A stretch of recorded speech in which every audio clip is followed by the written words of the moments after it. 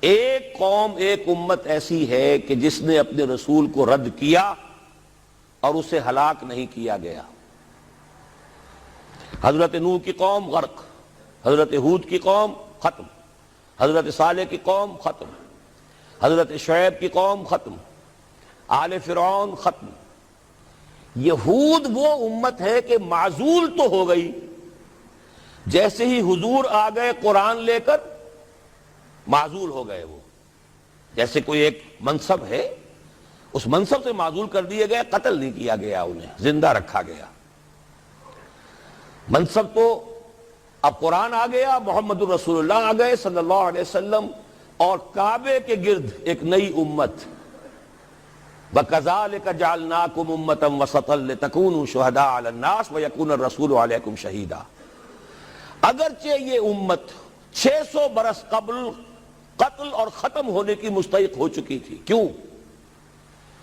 600 برس قبل آئے تھے حضرت مسیح علیہ السلام، اور قرآن میں بھی ہے اور موجودہ بائبل میں بھی ہے کہ حضرت مسیح کو اسرائیل ہی کی طرف بھیجا گیا۔ صرف سورہ آل عمران میں ہے رسولاً الی بنی اسرائیل، یہ تو صرف محمد الرسول اللہ صلی اللہ علیہ وسلم ہے جنہیں پورے عالم انسانیت کی طرف بھیجا گیا۔ کوئی اور رسول تمام انسانوں کے لیے مبعوث نہیں ہوا۔ اور ابھی بائبل میں موجود ہے کہ میں صرف اسرائیل کے گھرانے کی کھوئی ہوئی بھیڑوں کی تلاش میں آیا ہوں۔ اسی لیے میں نے کہا تھا میں بھی امریکہ وغیرہ جاتا ہوں تو یہ اپنے پاکستانی ہندوستانی بھائی جو ہیں، یہ کھوئی ہوئی بھیڑیں وہاں جا کر جو ہیں وہ گم ہو گئی ہیں، ان گمشدہ بھیڑوں کی تلاش میں۔ تو اس کو اچھی طرح سمجھ لیجئے، حضرت مسیح کی بعثت تھی بنی اسرائیل کی طرف، اور بنی اسرائیل نے نہ صرف یہ کہ ان کو مانا نہیں، بلکہ الٹا اپنے بس پڑتے سولی پر چڑھا دیا۔ اپنے بس پڑتے، اس میرے الفاظ کو نوٹ کر لیجئے، گویا کہ یہ اب اس عذاب استیصال، آخری ہلاکت والے عذاب کے مستحق ہو گئے۔ لیکن یہ پوری انبیاء اور رسل کی تاریخ میں ایک استثناء ہے کہ اس میں جیسے آج کل ہم کہتے ہیں ججمنٹ ریزروڈ، حضرت مسیح کو اللہ نے زندہ اٹھا لیا، یہود کے اوپر لعنت تو کر دی، ختم نہیں کیا۔ سمجھ رہے ہیں میری بات کو؟ سن 70 سے ان پر عذاب آیا، حضرت مسیح سن 33 عیسوی میں اٹھائے گئے۔ سن 70 میں عذاب آ گیا ٹائٹس رومی کے ہاتھوں، وہ ہیکل سلیمانی بھی پھر دوبارہ گر گیا اور انہیں نکال دیا گیا ڈائسپورا سن 70 سے، لیکن ختم نہیں کیا گیا۔ یہ استثناء ہوا ہے۔ کیوں ہوا ہے؟ یہ بات پھر دوسری میری آج کی گفتگو میں بڑی کڑوی بات ہے، بہت کڑوی بات ہے۔ یہ جو دوسری امت جو جس سے کہ میں اور آپ ہیں، اور جو بہترین امت ہے، کنتم خیر امت، یہ جب طرز عمل وہی اختیار کرے گی جو یہودیوں نے کیا تھا، ان کو سزا ان ملعونوں کے ہاتھوں دلوائی جائے گی۔ بات سمجھ لیجئے میری۔ آپ کو معلوم ہے پھانسی کا پھندا کون ڈالتا ہے؟ چوڑا۔ اور ہندوستان میں مجھے بتایا مولانا امین حسن اصلاحی صاحب نے، وہ مشرقی یوپی سے ان کا تعلق ہے، اعظم گڑھ سے، کہ ہمارے علاقے میں یہ رواج تھا کہ اگر کوئی راجپوت شخص کوئی بہت گھناؤنا کوئی کام کرتا تھا تو اس کو جوتے لگواتے تھے چمار کے ہاتھوں۔ راجپوت کے سر پر راجپوت کا جوتا پڑا تو چلیے جوتا تو ہے، لیکن ہے تو راجپوت کا۔ لیکن جب راجپوت کے سر پر چمار کا جوتا پڑتا تھا، جسے انگریزی میں ہم کہتے ہیں to add insult to injury, ایک تو تکلیف ہو رہی ہے جوتے کی، اور ایک انسلٹ ہو رہی ہے کہ چمار کا جوتا ہے، تو یہ گویا کہ بدترین سزا ہو گئی۔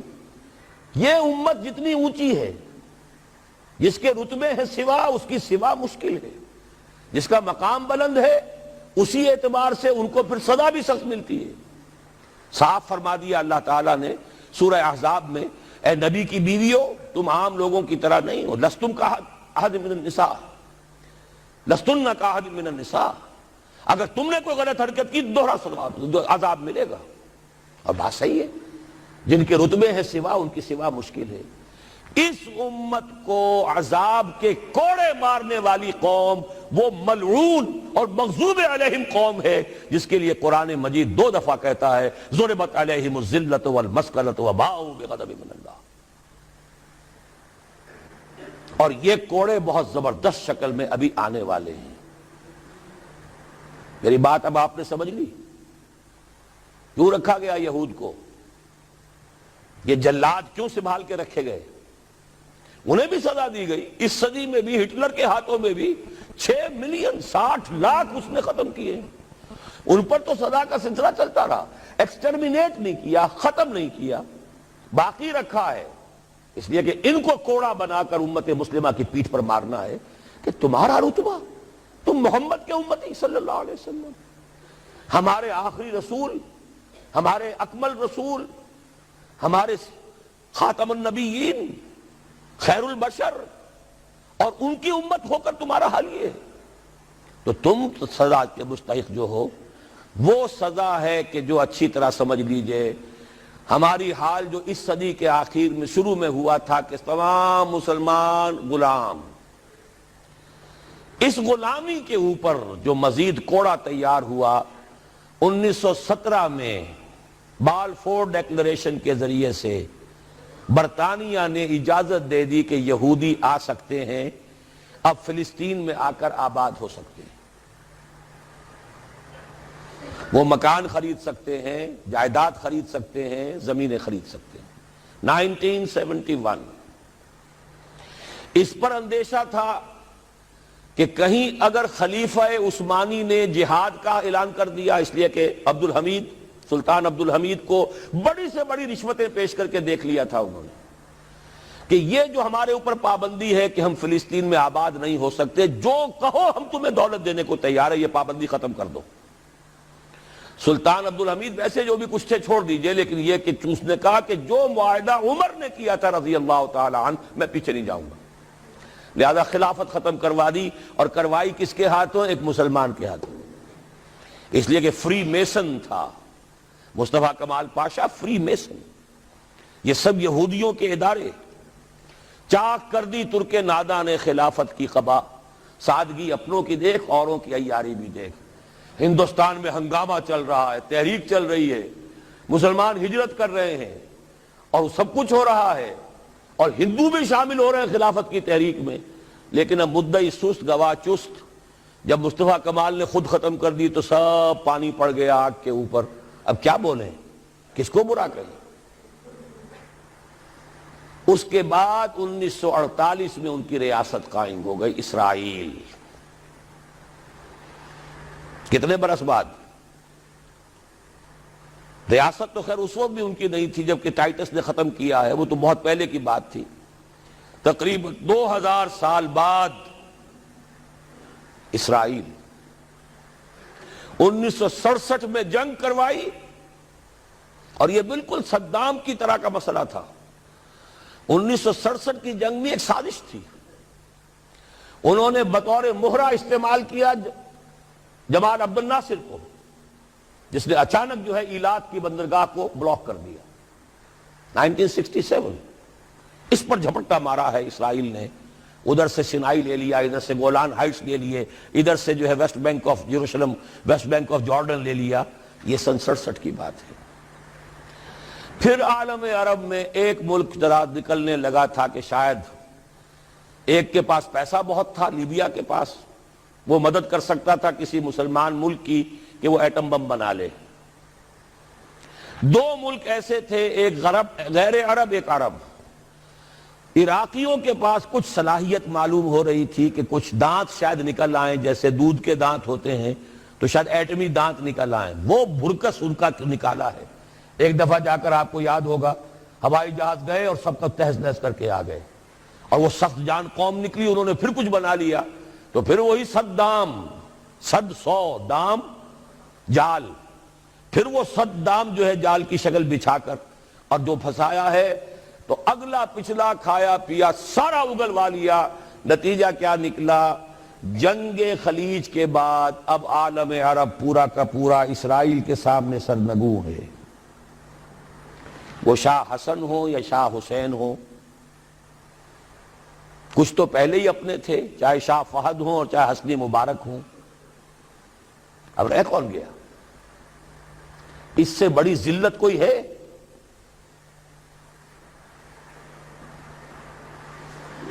جن کے ساتھ ایک میز پر بیٹھنے کو تیار نہیں تھے، جن کے ساتھ گفتگو کو تیار نہیں تھے، اور بلا کر کہاں کھڑا کیا ہے؟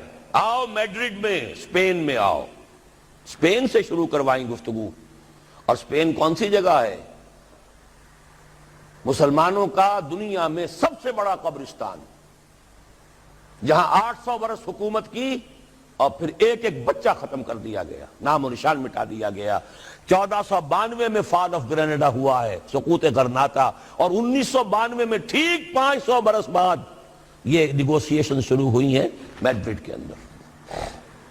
اور اب جو صورتحال ہو رہی ہے، آپ اخبارات میں پڑھ رہے ہوں گے، وہ نام نہاد صلح کو توڑنے کے اوپر تلا بیٹھا ہوا اسرائیل۔ کیا ہوگا؟ ابھی میں ادھر جانا نہیں چاہتا۔ بہت بڑا ہنگامہ آ رہا ہے، بہت بڑا ہنگامہ آ رہا ہے، اور سب سے بڑا یہ عذاب کا کوڑا جو ہے یہودیوں کے ہاتھوں کس پر پڑے گا؟ عربوں پر۔ کیوں پڑے گا؟ اس لیے پڑے گا کہ اس امت مسلمہ میں عربوں کی فضیلت سب سے اونچی ہے۔ اصول تو وہی ہے، جن کے رتبے ہیں سوا ان کی سوا مشکل ہے۔ عرب کون ہیں؟ جن میں سے حضور تھے صلی اللہ علیہ وسلم۔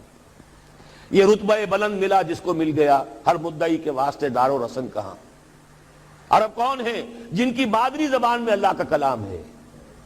مجھے اور آپ کو 100 پاپڑ بیلنے پڑیں گے قرآن کو سمجھنے کے لیے، ہماری بہت عظیم اکثریت تو پھر بھی نہیں سمجھ سکے گی، ترجمے پڑھ لے گی زیادہ زیادہ، اور کیا کرے گی؟ ان کی مادری زبان۔ انہوں نے جب پیٹھ دکھائی اور اس صدی میں کولونیل رول سے آزاد بظاہر ہو جانے کے باوجود کسی نے قبلہ راست کردم، کسی نے وہ قبلہ کر لیا واشنگٹن کی طرف، کسی نے کر لیا ماسکو کی طرف، تو بدترین سزا کے وہی مستحق ہیں۔ اور جان لیجئے کہ وہ ہولوکاسٹ مڈل ایسٹ میں آنے والا ہے، آرمگڈون، الملحمۃ العظمیٰ۔ میں نے یہ ساری چیزیں اپنی ایک کتاب میں لکھ دی ہیں، سابقہ اور موجودہ مسلمان امتوں کا ماضی حال اور مستقبل۔ ایک موجودہ امت مسلمہ ہے ہم، ایک سابقہ امت مسلمہ ہے معزول شدہ، وہ ہیں یہود، اب بھی موجود ہیں، امت موسیٰ ہے، صاحب تورات ہے۔ ان کا ماضی کیا ہے، حال کیا ہے، مستقبل کیا ہے؟ مستقبل میں سب سے بڑا پیچ جو پڑنے والا ہے، جیسے پتنگوں کا پیچ ہوتا ہے، ان دو امتوں کا ہے۔ مڈل ایسٹ سب سے بڑی جنگ، تاریخ انسانی کی عظیم ترین جنگ کا میدان بنے گا، جس کو حضور نے نام دیا الملحمۃ العظمیٰ، عظیم ترین جنگ۔ احادیث موجود ہے میری اس کتاب کے اندر، حوالوں کے ساتھ ہے، ٹیکسٹ کے ساتھ ہے۔ ویل للعرب من شر قد اقترب، ہلاکت اور بربادی ہے عرب کے لیے اس شر سے جو قریب آ چکا ہے۔ لیکن اب یہ بات تو پھر میرے اور آپ کے لیے ذرا دور کی ہو گئی۔ تیسری کڑوی بات اب آ رہی ہے۔ ابھی تو عربوں کی بات تھی نا۔ 120 کروڑ میں نے آپ کو بتایا تھا کہ مسلمان دنیا میں ہیں، ان میں 20 پلس 22-23 ہوں گے عرب ہیں، باقی 1 ارب 100 کروڑ یہ کون ہے؟ نان عرب، امیین، امیین نہیں آخرین، امیین تو وہ عرب ہیں۔ ان میں سے بقیہ میں سے سب سے بڑی مجرم قوم میں اور آپ ہیں۔ ہندوستان کا مسلمان نہیں، انڈونیشیا کا نہیں، ایران کا نہیں، ترکستان کا نہیں، افریقہ کا نہیں۔ 20 کروڑ عرب اور 10 پلس 11 ہیں یا 12 کروڑ ہیں، کتنے بھی ہیں پاکستانی، نمبر 2 مجرم۔ کیوں؟ انہوں نے ایک ملک بنوایا اسلام کے نام پر، لاکھوں انسانوں کی جانیں گئیں، ہزارہا عصمتیں لوٹی، کتنا بڑا تبادلہ آبادی ہوا، کتنی مسلمان عورتیں ہندوؤں کے قبضے میں رہ گئی۔ کس نام پر؟ ہمیں اسلام کے لیے ملک چاہیے، قائد اعظم نے فرمایا ہم اس لیے پاکستان چاہتے ہیں کہ اسلام کے اصول حریت و اخوت و مساوات کا ایک نمونہ عہد حاضر میں پیش کریں۔ 50 برس ہو چکے ہیں، نوٹ کر لیجئے، دو حساب ہے نا، ایک ہے شمسی ایک ہے قمری۔ قمری کے حساب سے 50 برس ہو چکے، 9 مہینے زائد ہو چکے ہیں۔ شمسی حساب سے 50 برس میں 9 مہینے کم ہیں، بس اتنا ہی فرق ہے۔ اگلے اگست میں ہو جائے گا نا 50 برس کرسچین ایرا سے، 1997 1947 اگست تک کتنے مہینے رہ گئے؟ اور قمری حساب سے جو گزشتہ رمضان مبارک تھا اس کی 27ویں کو 50 مکمل ہو چکے، آگے 9 مہینے اور گزر چکے، ہم بالکل بیچ میں بیٹھے اس وقت۔ تو اسلام کہاں ہے؟ پاکستان بننے کے بعد ایمانداری سے دیکھیے کس چیز میں اضافہ ہوا ہے۔ بدمعاشی، عیاشی، جھوٹ، فحاشی، عریانی، بے پردگی، غبن، بد امنی، لوٹ مار، بڑے سے بڑے جرائم، گھناونے سے گھناونے جرائم، سب میں اضافہ ہے۔ وہ اصول حریت و اخوت مساوات کہاں ہیں؟ ساری معیشت سود پر، اللہ اور اس کے رسول کے خلاف اعلان جنگ۔ آج ہم IMF کی ایک اسامی ہیں، کورٹ آف وارڈ ہے، کتنے کھل کر باتیں ہمارے وزراء کر رہے ہیں، ہمارے لیے کوئی اور چارہ کار ہے ہی نہیں۔ میں ابھی سکھر میں تھا، وہاں ایک مذاکرہ دیکھنے کا مجھے موقع مل گیا ٹی وی پر، صاف کہہ رہے تھے وہ دانشور، وہ تو ہمارے لیے کوئی اور چارہ کار نہیں، ہمارے لیے مفید یہی ہے جو کچھ ہو رہا ہے، IMF ہی ہمیں بچائے گا، اور واقعتاً بچائے گا۔ کیوں بچائے گا؟ آپ کے لیے نہیں بچائے گا، اپنے لیے بچائے گا۔ اسے آپ کے اندر سے اپنا خون نکالنا ہے، اگر مرنے دیں گے تو خون کہاں سے لیں گے؟ they will keep you، لیکن رکھیں گے اسی طریقے سے کہ خون کشید کرتے چلے جائیں، کبھی بجلی کا کرایہ، کبھی گاڑیوں کا کرایہ، کبھی اس کا کرایہ، کبھی اس کا کرایہ، کبھی اس کا ریٹ، کبھی اس کا ریٹ، کبھی ڈاک کے ریٹ، خون چوسنے کے لیے۔ یہ صورتحال جو ہے یہ ہماری آخر کس کی ہے؟ کس نے کیا یہ؟ کیا اللہ ظالم ہے؟ کیا ہم مجرم نہیں ہیں اس کے؟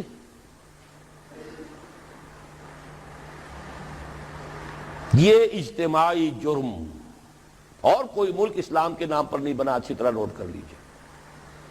انڈونیشیا میں تحریک چلی وہ ملائی نیشنلزم کے نام پر، ملے نیشنلزم، عربوں نے انگریزوں سے نجات حاصل کی یا فرانسیسیوں سے، عرب نیشنلزم کے نام پر، العروبہ۔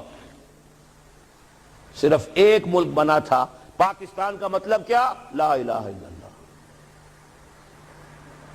اور آج یہی وجہ ہے کہ کم سے کم عربوں کے ہاں خوشحالی تو ہے، جو ذلت آئی ہے ابھی ان پر اور مسکنت آئی ہے، کر کچھ نہیں سکتے، بے بس ہو گئے۔